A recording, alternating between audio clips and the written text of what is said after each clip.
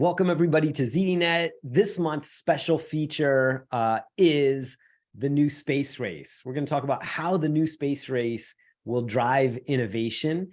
And we have a package of stories, as we do each month on our special feature topic, that goes in depth, that covers this from a 360-degree perspective from the different angles and different topics. And we're going to talk today about this package, as well as the first stories that you're going to have the opportunity to take a look at and help put the topic in perspective. And to help me do that, I have ZDNET senior editor Stephanie Condon, who is located in the Northwest, where much of the work goes into this. So Stephanie, great to see you. Thanks for being here to talk about this. Hi, Jason. Yeah, we love the aerospace industry up here in the Pacific Northwest. And, this is a great time for us to be covering the space industry because it is so busy right now. If you look at just the first half of 2022, there were 72 rocket launches that put more than 1,000 spacecraft into orbit. And that's actually more spacecraft in orbit than were launched in the whole first 52 years of the space age. So things are really, taking off, not to get funny here.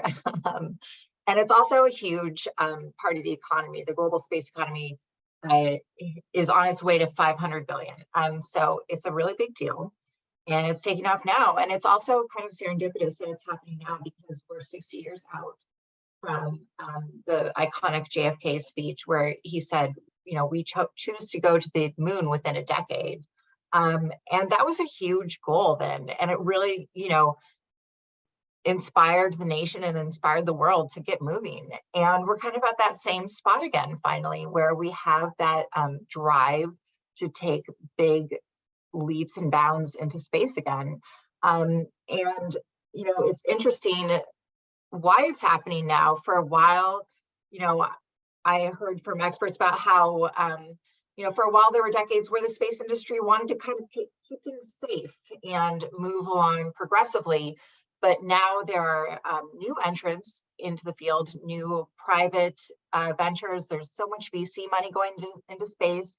And you have huge players like SpaceX with Elon Musk backing it, and Jeff Bezos' Blue Origin and Virgin Galactic that are taking the space industry into new realms we've never seen before, like space tourism and privatizing the industry. But also NASA is finally reaching some really big milestones with the James Webb Telescope, giving us glimpses farther into space than we've ever seen. And the Artemis mission, which will take us back to the moon and from there to Mars is the plan. And so there's a lot going on right now. And of course, with that will come a lot of innovation. Yeah. So speaking of innovation, there's a lot of skepticism still in some quarters about both the tech industry and the governments of the world spending so much money, so many resources on space, right? So you wrote in your intro piece to this series about how the space race is driving innovation and how the work that goes into it actually has a pretty substantial impact on the tech industry and the development of new technologies. Stephanie, so could you sum that up for us? What's the other side of that argument of why it's worth putting so much resource, so much energy, so much attention into the space race? Yeah, well, that's absolutely true, Jason. NASA acknowledges all the time that they're using public money. They can't, just goof around with it and try new things just because it's cool, even though it is. But all you have to do is look at the innovation that the first space era gave us to see the economic payoff and how it helps us not only economically, but in our everyday lives. Look at GPS alone is such a humongous industry, and that was born out of the space industry, and GPS powers everything from, your ride share to weather forecasts. And it's hard to imagine everyday life without everything that GPS and those satellite capabilities afford us. And when you look ahead at what the space industry will need to move forward with its new goals, we already know they're going to need to advance things like 3D manufacturing, 3D printing, biotechnologies.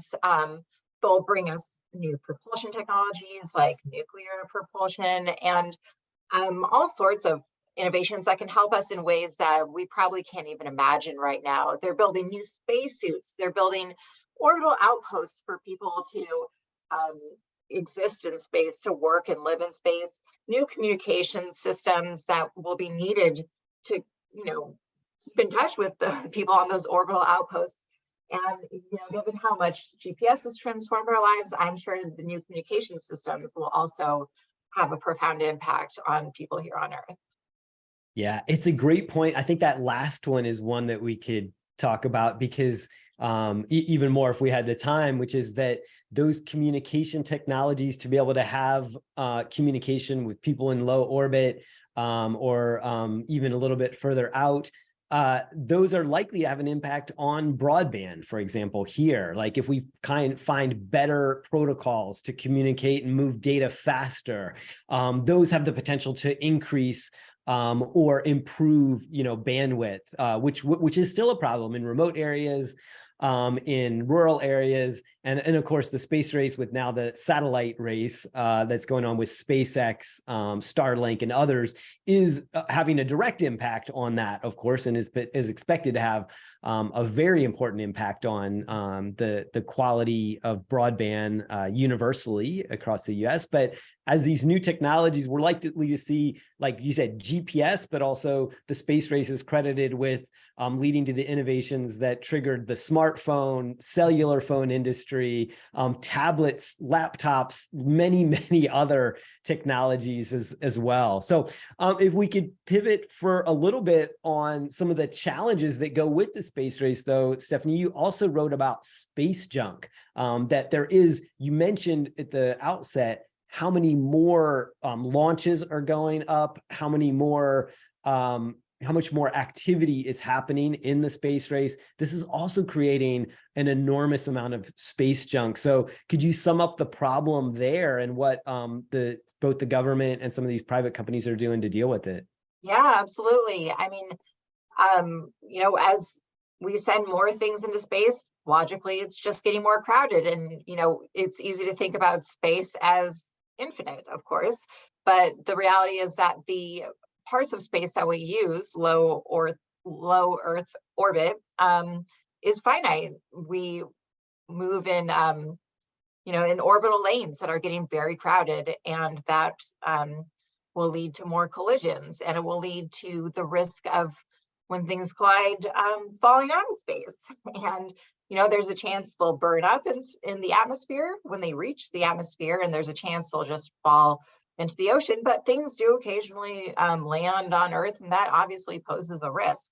And even if things don't crash land on Earth, crashes in space can have, a countless number of impacts here on Earth. If our satellites go down, that would be a huge deal.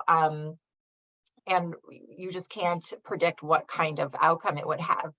So there are companies that are, taking this really seriously, because space is a global commons. If one person has a problem, everybody has a problem. So I spoke with the chief scientist from Privateer, which is actually a Steve Wozniak-backed venture that's working to create more visibility in space, which is kind of step one. You can't clean up the mess if you can't see the mess. And it turns out that a lot of different space entities have different pieces of the puzzle. They're all looking at their own satellites, and they have their own information of what's orbiting Earth, but they don't have a really holistic picture. So what Privateer is trying to do is gather data as much as possible and create a holistic, comprehensive view of everything orbiting Earth, from working satellites to space junk, and all kinds of debris that's out there. And they're working to help people give more visibility, And they're also advocating for new policies that will help us remove junk responsibly. So one of the ways we're going to do the work that we need to do in space is also through robots, right? That's another exciting area of what's happening, and could lead to some further development that could impact, here on Earth as well. We've seen this with the Mars rover and with other things for a number of years, that robots have helped fill the gap and done work that saves humans from doing it. So work that in some cases would be more dangerous, or even some cases still not possible. So how are robots going to impact this next stage, the new space race, and how will they have an impact on, what both NASA and some of the private space companies are working on?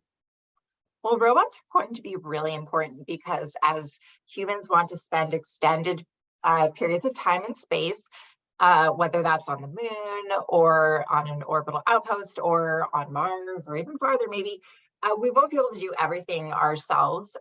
We'll have, probably limited periods of time that actual humans will be there. And so they'll want to use that time in the most optimal way possible. So robots are obviously ideal for doing kind of the grunt work, if you will, the preparations to set up infrastructure in space, on the moon and on Mars, and help just help people exist and get and do all the heavy lifting, so to speak. And so NASA is working with this company Aptronic to make a humanoid robot, which is really interesting because, you mentioned the Mars rover, and most of the robots we've seen so far have specific jobs. They have specific shapes that, help them accomplish those jobs.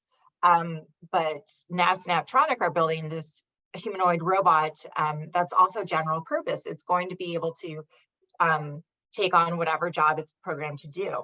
And, when you think about a humanoid robot, a robot in the form of a human, you think, well, that feels really sci-fi. Why does it need to be shaped like a human?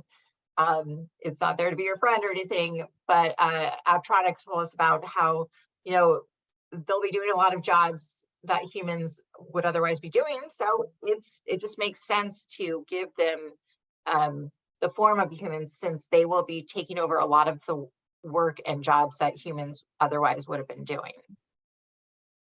Excellent. Now, Stephanie, there's also the concern that by all of this activity that's happening in the space race, that this is also going to create some risks as well, both some national security and possibly cybersecurity risk as well. So as part of this package that ZDNET has created, we also did a story that deals with some of those risks. Can you talk a little bit about what we covered there? Yeah, absolutely. I mean, as we become more reliant on satellites and other things in orbit, it naturally becomes a target, unfortunately. And unfortunately, a lot of the satellites we have in orbit right now were launched decades ago. And so we take a look at like the vulnerabilities they have from running old software. Their ground stations may not be fully secure either. So there's a lot of work to upkeep what the satellites we're already reliant on, and to make sure that our new satellites are secure from hackers, or even actors who might want to use more blunt instruments than hacking. Space has become sort of a new ground for government conflict, unfortunately. And you've seen countries like Russia testing how they could use missiles to blow up satellites to gain, international leverage. So the stakes are getting higher, and there's more risk to watch out for. All right. Well, Stephanie, thank you so much for your time. And for anybody that wants to read more, they can go to ZDNET and look for our special feature on how the new space race will drive innovation. You'll learn about the stories that we talked about today, but also other stories that we're going to continue to cover on this. And Stephanie, thank you, and appreciate all the great coverage that you're doing on this. Thank you.